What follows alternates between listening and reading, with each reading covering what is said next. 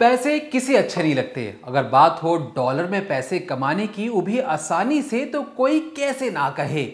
इसी सिलसिले में एक 67 साल की दादाजी खुद को जो क्लेम कर रहे थे, वो आईजीआई एयरपोर्ट पहुंच जाते हैं और कहते हैं कि मुझे कनाडा जाना है, 10:50 की फ्लाइट है, उसे बोर्ड करना है, मेरे लिए व्हील चेयर लेके आओ क्योंकि मैं पैदल नहीं चल सकता हूं।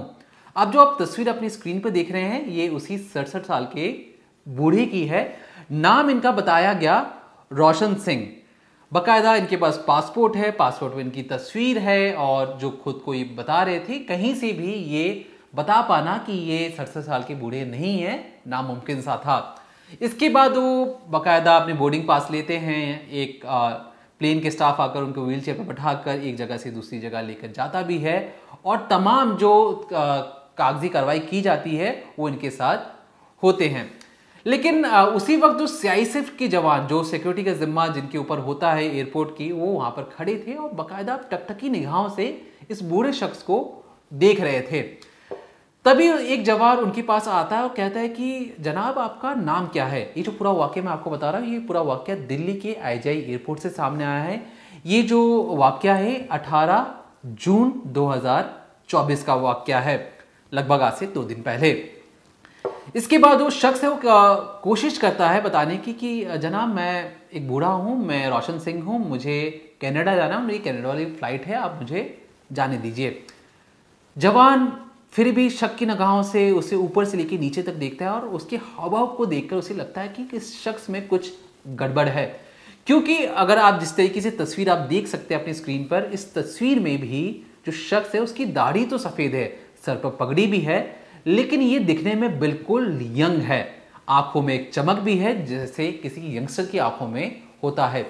अभी किसी 67 साल की बूढ़े की आंखों में और उसकी स्किन में डिफरेंस कर पाना किसी के लिए भी आसान हो सकता है, लेकिन जो उसका पासपोर्ट था वो इसकी गवाही दे रहा था कि ये एक बूढ़ा है।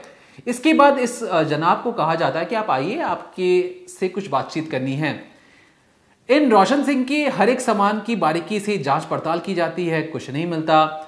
बार बार उनसे पूछताछ करने की कोशिश होती है, वो ठीक तरीके से जवाब नहीं दे रहे थे और बार बार अपना कम से कम जवाब देने की कोशिश कर रहे थे। जब उनसे कहा जाता है कि अपना फोन निकालिए, आपकी फोन की चेकिंग करनी है, इस पर रोशन सिंह, जो जिनकी उम्र 67 साल जो खुद को बता रहे थे, वो अपना जुबान खोलते हैं और कुछ बातचीत करना शुरू करते हैं। अब जो उनकी जो बातचीत थी, वो भी बातचीत किसी यंगस्टर की तरह वो बातचीत कर रहे थे। उनकी आवाज में भारी भरकम आवाज थी, दम था। सिक्योरिटी स्टाफ को पहले तो शक था, अब उन्हें पूरा विश्वास हो चुका था कि हो ना हो ये शख्स बहरूपिया है जिसने अपना चेहरा बदला है और चेहरा बदल कर सिक्योरिटी स्टाफ को चकमा देने की ये कोशिश कर रहा है।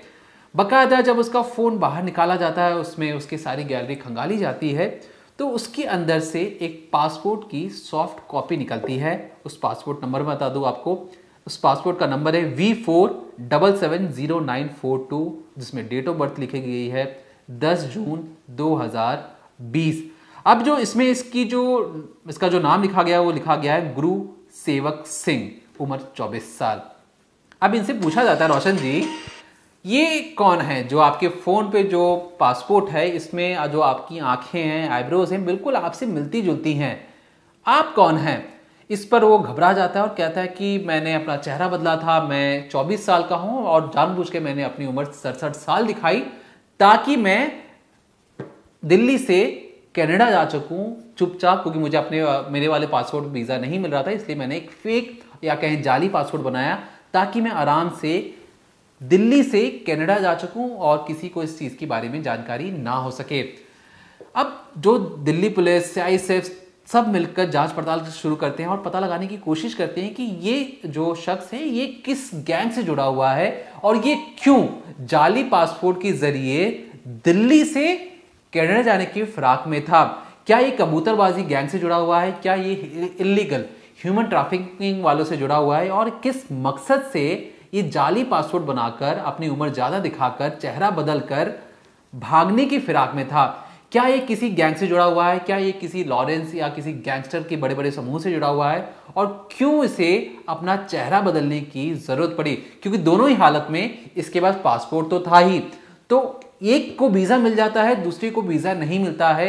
ये कैसे हुआ? इस पूरे सिंडिकेट को सॉल्व करने के लिए पुलिस अब तत्पर जुड़ गई है और जांच पड़ताल में पता लगाने की कोशिश हो रही है कि जनाब अपना चेहरा बदलकर और इन जैसे कितने लोग अब तक दिल्ली से कनाडा या अमेरिका जाने की कोशिश कर चुके हैं या जा भी चुके हैं, उनकी पूरी लिस्ट खंगाली जा रही है।